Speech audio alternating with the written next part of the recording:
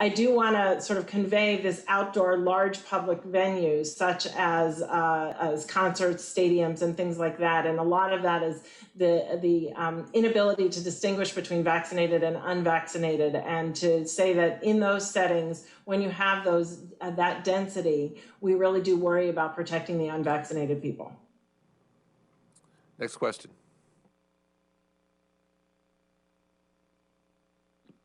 Ariel Hart at the Atlanta Journal-Constitution.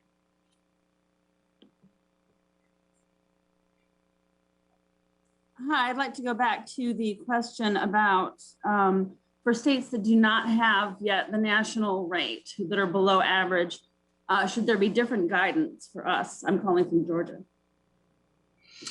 I think the general guidance is to ensure that people start getting vaccinated. And we do know that if you are vaccinated, it is safe to be outdoors without a mask. And the general guidance is the more and more people who get vaccinated, the safer, the more you'll have more people who are safer without masks. So get vaccinated. And if you are, then it's safe to be outside without a mask. Next question. Kristen Welker, NBC. Hi, everyone. Thank you so much. Firstly, can you address if the risk of being outdoors is so low, why doesn't this guidance apply to everyone? And secondly, while rates of vaccine hesitancy are dropping, you still have about 4 in 10 Americans who say maybe or no, they're not going to get the vaccine. How do you deal with that hesitancy? Are there any new strategies that you're looking toward? Dr. Walensky. You know, we still believe as people are in small gatherings, medium-sized gatherings, when they are unvaccinated, you're at risk. You have people who are at risk of severe disease. So we do believe in those settings, masks should still occur. Certainly, any activity is less risky when you have more ventilation, more space between people, more people wearing masks if they're unvaccinated. But again, I'd go back to the primary principles of being outdoors in general and wearing masks outdoors until you have a vaccine. The second question was confidence? On vaccine hesitancy, that vaccine hesitancy numbers are dropping, but it's still significant. I just had a conversation with someone yesterday who said they weren't going to get the vaccine. I said, why? This person said, because I need more information. How do you get to those people who are still skeptical? Yeah, we're spending an extraordinary amount of effort through our community corps in doing this outreach. We knew that we were going to first vaccinate everybody who was rolling up their sleeves immediately and wanting it. And then we were going to have to do the work of meeting people where they are, understanding their reasons for not wanting to get vaccinated, and really explaining, is it about the science? Is it that you felt that the science was too fast? We believe and know that the science moved quickly. We've enrolled in 100,000 people in these trials. And the science stood on the shoulders of years and years of work before to be able to deliver these vaccines. Dr. Fauci has previously talked about that. If people are worried about the side effects, we can convey the data of over 200 million vaccine doses delivered and the safety and the scrutiny of that safety. So we really need to meet people where they are and understand why they might be hesitant, and then give them the information that combats that hesitancy. Yep. Dr. Fauci, anything you want to add about the development of these vaccines over the last couple decades?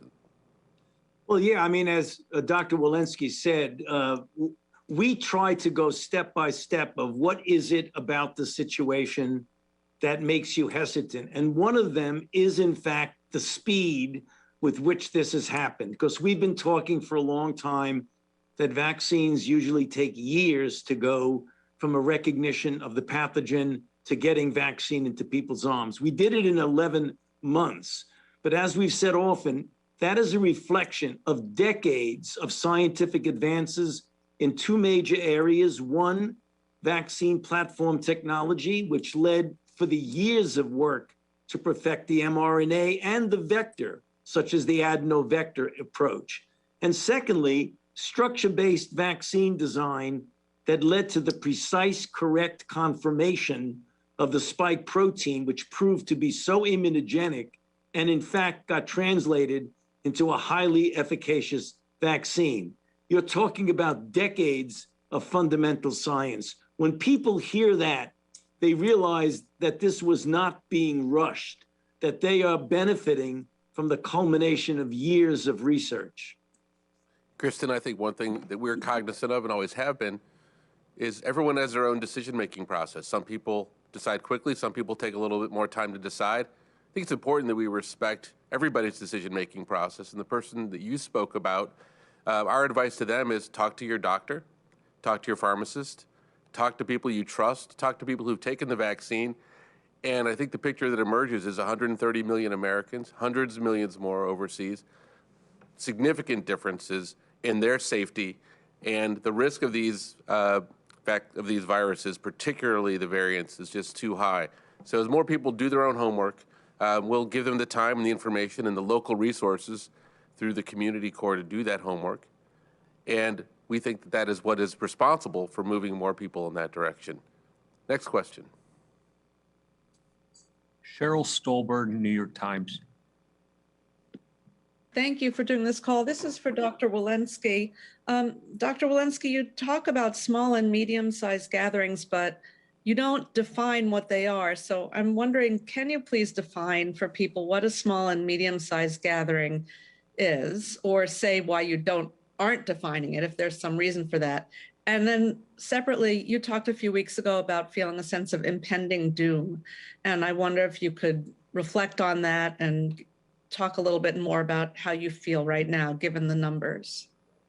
Thank you for that question, Cheryl. You know, what I'll get back to is the basic concepts, because if we define a small and medium-sized gathering, we actually also have to define the size of the space that it's in, the ventilation that is occurring, the space between people. And so I think we should get back to the general concepts. Small and medium-sized gatherings for people who are outside and vaccinated can safely be done without a mask. But we really do want people who are unvaccinated to limit the interaction with people and to go back to the basic principles of increased ventilation and increased spacing for any given size. You know, several weeks ago when I had this feeling of impending doom and I articulated that, and I had, you know, case rates going up, vaccinations growing, but not where we needed to be, and deaths continuing to climb. As I look at the curve now, it's stabilizing, it's coming down. The vaccinations have continued to grow in an extraordinary way. I think we really do need to get more and more people vaccinated. As Kristen noted, we need to sort of combat the hesitancy that is out there, meet people where they are, and encourage everyone to get vaccinated. But as I see more vaccines getting into people's arms, more and more people being willing to do so, confidence increasing, and then I match that with the cases that are starting to stabilize, plateau, and come down, as well as Dr. Fauci's slides that demonstrate when the other countries have been a little bit ahead of us and shown that when those vaccinations continue to soar and the cases plummet, that we should be in good shape. Next question. Zeke, AP. Thanks for doing this.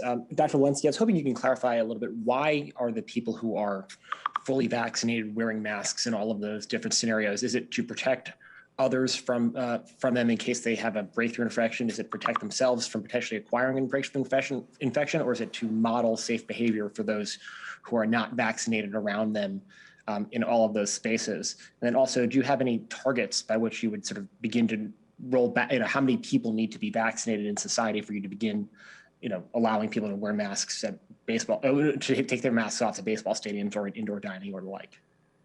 Yeah, thank you. Maybe I'll tackle that second question first. And that is, I think some of these targets have to be the interplay of the number of people vaccinated and the number of cases that we're seeing. And it's that intersection that I think is going to be important. I think that part of one of the things that we need to look at is the lack of uniformity of vaccination rates across this country. It was previously brought up, not every state, not every county is vaccinating at the same rate. And where we have low areas of vaccination, we are going to potentially see more outbreaks, which is why I think we have to be careful, and we have to make sure that people get vaccinated in all corners and in all counties. With regard to why people who are vaccinated are wearing masks indoors, I think think what we really need to convey here is we still have 50,000 cases a day. We do believe that vaccinated people are much safer when they're wearing those masks indoors, as indicated by the green on the right side of that graphic. And right now, it's very hard to tease apart who is vaccinated, where they are in the vaccination. So it's not just to protect themselves, but largely to protect others and really to protect the unvaccinated. All right, next question. Let's go to Stephanie Abbs at ABC. Thank you. I wanted to ask about a different topic, actually. The reports that the Pentagon is tracking 14 cases of heart inflammation or myocarditis among service members and families, people who were vaccinated through the military healthcare system. Can you tell us any more about those cases and what CDC knows, or maybe what Dr. Fauci can tell us about any potential relationship to vaccination? So maybe first we'll go to Dr. Walensky, if you have any familiarity. Nope.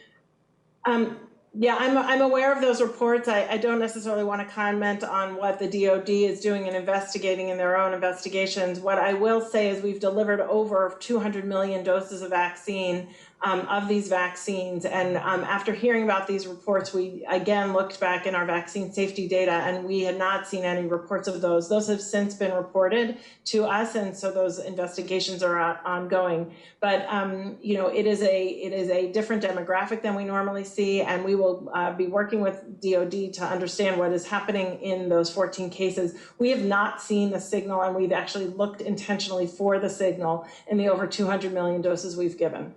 So not enough data yet, early. Okay, next question. All right, we got time for one more question. Let's go to Anjali Kimlani at Yahoo. Thank you so much. Really quickly, can you walk us through the timeline of the aid being sent to India, specifically first on the ventilators and protective gear and oxygen, and then secondly on the vaccine doses, when you anticipate those will be sent out? Yeah, I mean, we're beginning to move immediately. I can't give you the exact timing on each of those pieces, but we're in constant contact with the Indian government and the Indian health authorities. As I think I mentioned earlier, we have a CDC team that's headed over to India to help coordinate this response. In terms of vaccines, as I mentioned earlier, we are in a position now where we can foresee that we will not be using the AstraZeneca doses that we expect to come online. I want to be clear that none of those doses are yet made available based upon FDA inspection. So once that's done, as soon as that happens, we will have 10 million doses available. Those will be distributed globally. And then we expect over the next couple of months, another 50 million. You know, this is, of course, in addition to many of the strategies that Dr. Fauci, myself, Jeff, and others have talked about for supplying the globe with additional vaccines and additional vaccination efforts through COVAX. And finally, I think you may be aware that we are making sure that we are locating some of the raw materials necessary to create more vaccines in India, which I think is going to be an important help there. So with that, I'm going to bring this to a close. Thank you for all your questions, and we'll be here doing this briefing again on Friday.